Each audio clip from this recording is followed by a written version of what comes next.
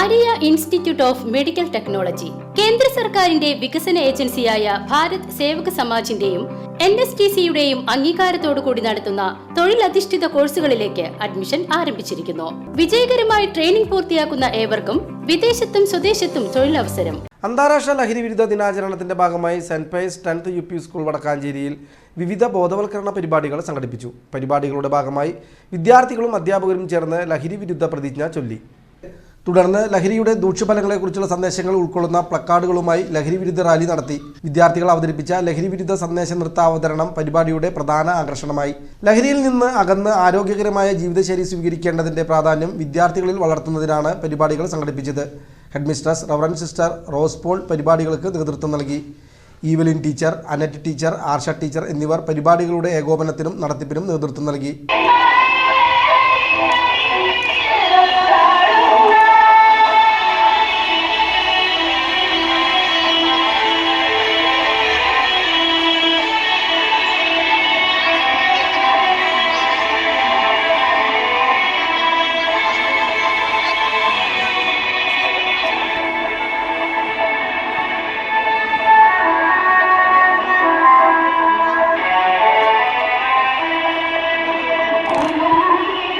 Girls ഇപ്പുറത്തെ സൈഡിൽ കൂടെ, എൻ്റെ സൈഡിൽ കൂടെ, ബോയ്സ് ആ സൈഡിൽ കൂടെ കയറിയിട്ട് കയറും.